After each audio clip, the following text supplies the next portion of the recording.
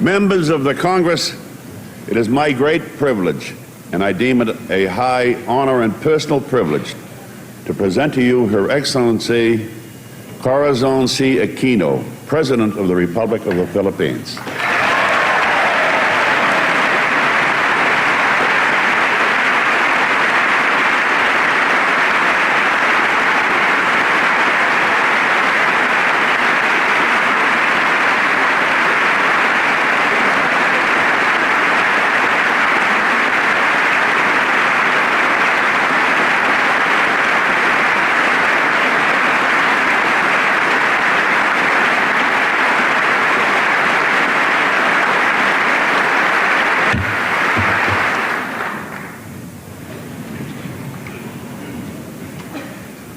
Mr. Speaker, Senator Thurmond, distinguished members of Congress.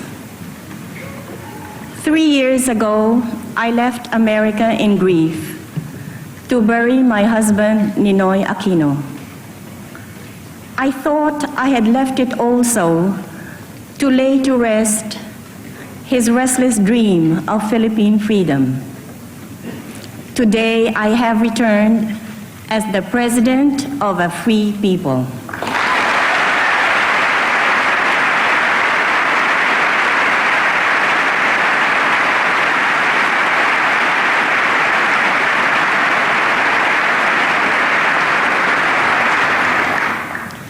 In burying Ninoy, a whole nation honored him by that brave and selfless act of giving honor.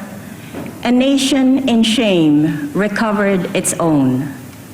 A country that had lost faith in its future found it in a faithless and brazen act of murder. So in giving we receive, in losing we find, and out of defeat we snatched our victory. For the nation, Ninoy became the pleasing sacrifice that answered their prayers for freedom. For myself and our children, Ninoy was a loving husband and father.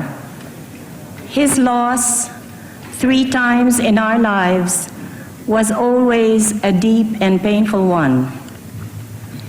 14 years ago this month was the first time we lost him. A president turned dictator and traitor to his oath, suspended the Constitution, and shut down the Congress that was much like this one, before which I am honored to speak. He detained my husband along with thousands of others, senators, publishers, and anyone who had spoken up for the democracy as its end drew near. But for Ninoy, a long and cruel ordeal was reserved. The dictator already knew that Ninoy was not a body merely to be imprisoned, but a spirit he must break. For even as the dictatorship demolished one by one the institutions of democracy, the press, the Congress, the independence of the judiciary, the protection of the Bill of Rights, Ninoy kept their spirit alive in himself. The government sought to break him by indignities and terror. They locked him up in a tiny, nearly airless cell in a military camp in the north. They stripped him naked and held the threat of a sudden midnight execution over his head. Ninoy held up manfully under all of it. I barely did as well. For 43 days, the authorities would not tell me what had happened to him. This was the first time my children and I felt we had lost him. When that didn't work, they put him on trial for subversion, murder, and a host of other crimes before a military commission. Ninoy challenged its authority and went on a fast. If he survived it, then he felt God intended him for another fate. We had lost him again, for nothing would hold him back from his determination to see his fast through to the end. He stopped only when it dawned on him that the government would keep his body alive after the fast had destroyed his brain. And so, with barely any life in his body, he called off the fast on the 40th day. God meant him for other things, he felt. He did not know that an early death would still be his fate, that only the timing was wrong. At any time during his long ordeal, Ninoy could have made a separate peace with the dictatorship, as so many of his countrymen had done.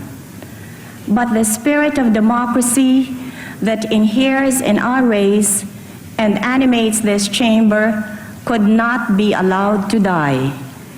He held out in the loneliness of his cell and the frustration of exile, the democratic alternative to the insatiable greed and mindless cruelty of the right and the purging holocaust of the left.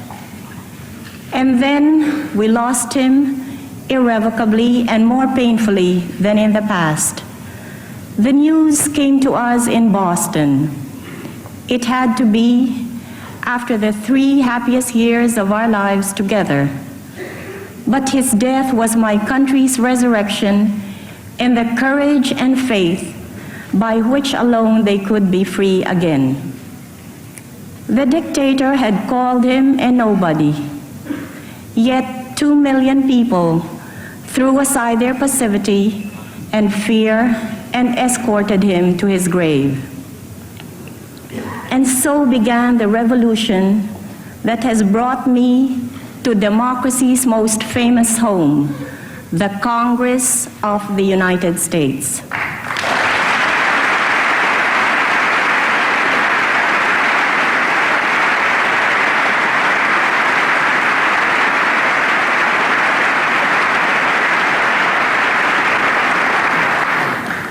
The task had fallen on my shoulders to continue offering the democratic alternative to our people.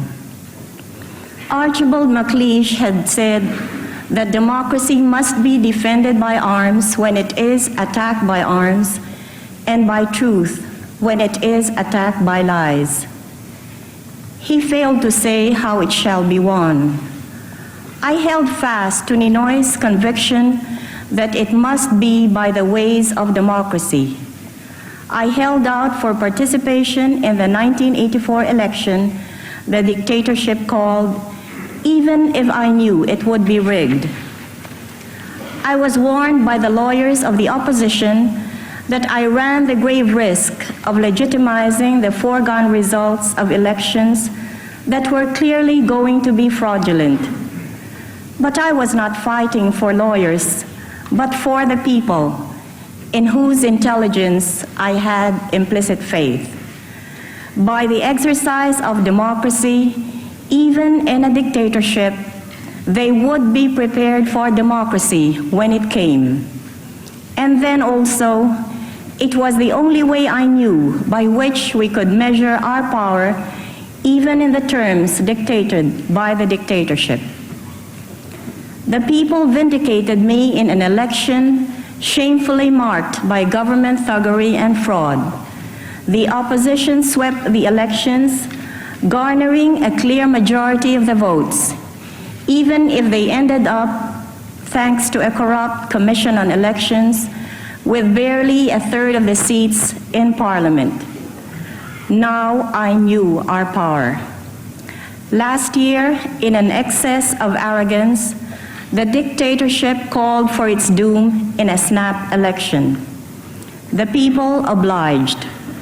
With over 1 million signatures, they drafted me to challenge the dictatorship, and I obliged. The rest is the history that dramatically unfolded on your television screens and across the front pages of your newspapers. You saw a nation armed with courage and integrity stand fast by democracy against threats and corruption. You saw women poll watchers break out in tears as armed goons crashed the polling places to steal the ballots. But just the same, they tied themselves to the ballot boxes. You saw a people so committed to the ways of democracy that they were prepared to give their lives for its pale imitation.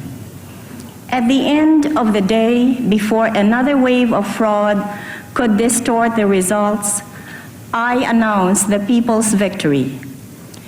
Many of you here today played a part in changing the policy of your country towards ours.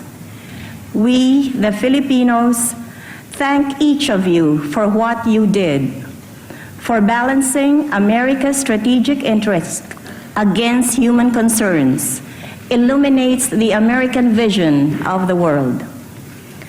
The co-chairman of the United States Observer Team, in his report to the President, said, "I was witness to an extraordinary manifestation of democracy on the part of the Filipino people. The ultimate result was the election of Mrs. Corazon Aquino as President and Mr. Salvador Laurel as Vice President of the Philippines. When a subservient parliament announced my opponent's victory, the people then turned out in the streets and proclaimed me the President of all the people. And true to their word, when a handful of military leaders declared themselves against the dictatorship, the people rallied to their protection. Surely the people take care of their own. It is on that faith and the obligation it entails that I assumed the presidency. As I came to power peacefully, so shall I keep it. That is my contract with my people and my commitment to God."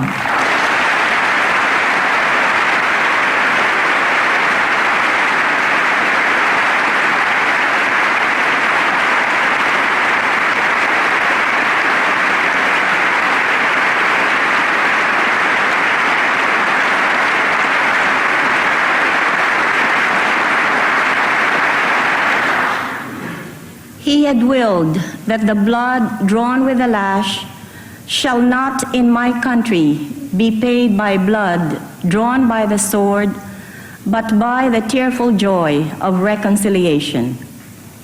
We have swept away absolute power by a limited revolution that respected the life and freedom of every Filipino. Now we are restoring full constitutional government. Again, as we restore democracy by the ways of democracy, so are we completing the constitutional structures of our new democracy under a constitution that already gives full respect to the Bill of Rights. A jealously independent constitutional commission is completing its draft, which will be submitted later this year to a popular referendum. When it is approved, there will be elections for both national and local positions. So within about a year from a peaceful but national upheaval that overturned a dictatorship, we shall have returned to full constitutional government. Given the polarization and breakdown we inherited, this is no small achievement. My predecessor set aside democracy to save it from a communist insurgency that numbered less than 500. Unhampered by respect for human rights, he went at it with hammer and tongs. By the time he fled, that insurgency had grown to more than 16,000. I think there is a lesson here to be learned about trying to stifle a thing with the means by which it grows. I don't think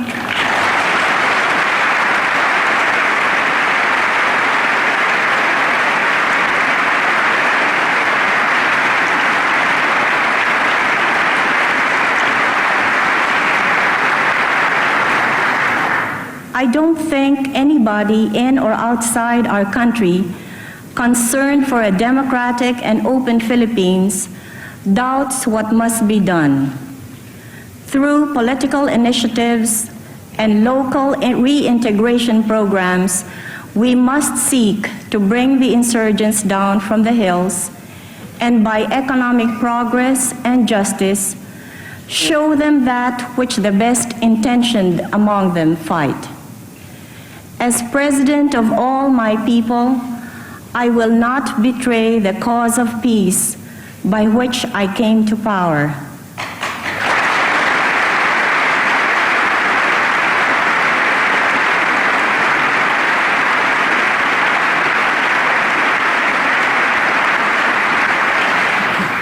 Yet equally and again, no friend of Filipino democracy will challenge this.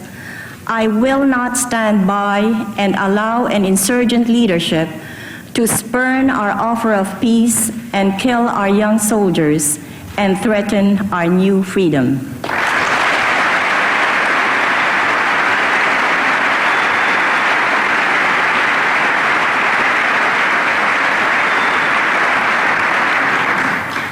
Yet I must explore the path of peace to the utmost, for at its end, whatever disappointment I meet there is the moral basis for laying down the olive branch of peace and taking up the sword of war.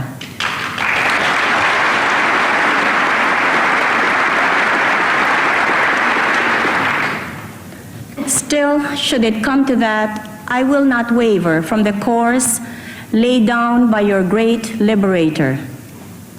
With malice towards none, with charity for all, with firmness in the right as God gives us to see the right, let us finish the work we are in, to bind up the nation's wounds, to care for him who shall have borne the battle, and for his widow and for his orphans, to do all which may achieve and cherish a just and lasting peace among ourselves and with all nations.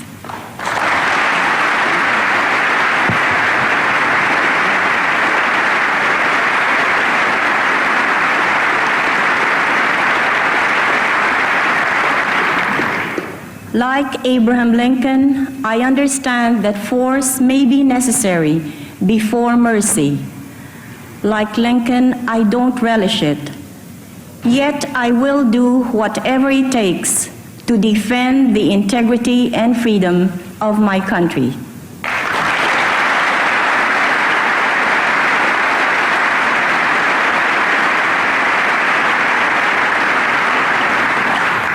Finally, may I turn to that other slavery, our $26 billion foreign debt. I have said that we shall honor it. Yet the means by which we shall be able to do so are kept from us. Many of the conditions imposed on the previous government that stole this debt continue to be imposed on us who never benefited from it. And no assistance or liberality commensurate with the calamity that was visited on us has been extended. Yet ours must have been the cheapest revolution ever.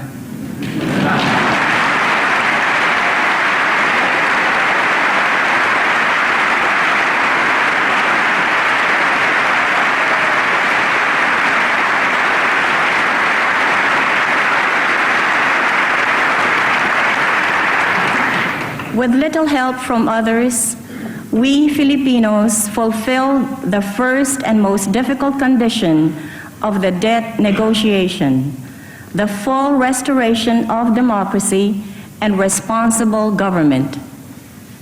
Elsewhere and in other times of more stringent world economic conditions, Marshall Plans and their like were felt to be necessary companions of returning democracy. When I met with President Reagan, we began an important dialogue about cooperation and the strengthening of friendship between our two countries. That meeting was both a confirmation and a new beginning.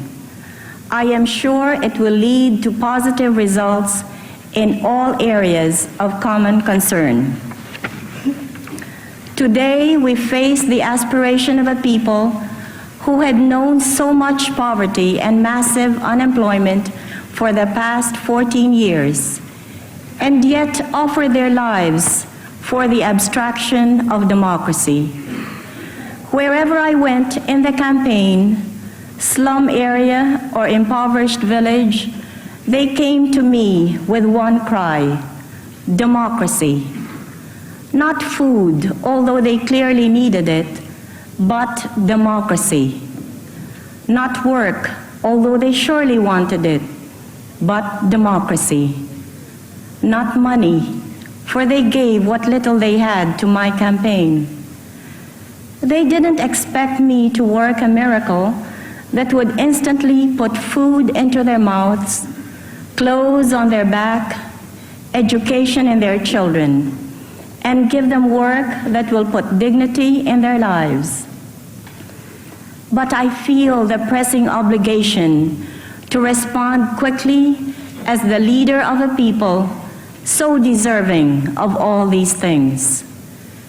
We face a communist insurgency that feeds on economic deterioration, even as we carry a great share of the free world defenses in the Pacific. These are only two of the many burdens my people carry, even as they try to build a worthy and enduring house for their new democracy that may serve as well as a redoubt for freedom in Asia. Yet no sooner is one stone laid than two are taken away. Half our export earnings, $2 billion out of $4 billion, which is all we can earn in the restrictive markets of the world, must go to pay just the interest on a debt whose benefit the Filipino people never received. Still, we fought for honor, and if only for honor, we shall pay. And yet, should we have to wring the payments from the sweat of our men's faces and sink all the wealth piled up by the bondsman's 250 years of unrequited toil? Yet, to all Americans, as the leader of a proud and free people, I address this question: has there been a greater test of national commitment to the ideals you hold dear than that my people have gone through? You have spent many lives and much treasure to bring freedom to many lands that were reluctant to receive it. And here you have a people who want it by themselves and need only the help to preserve it.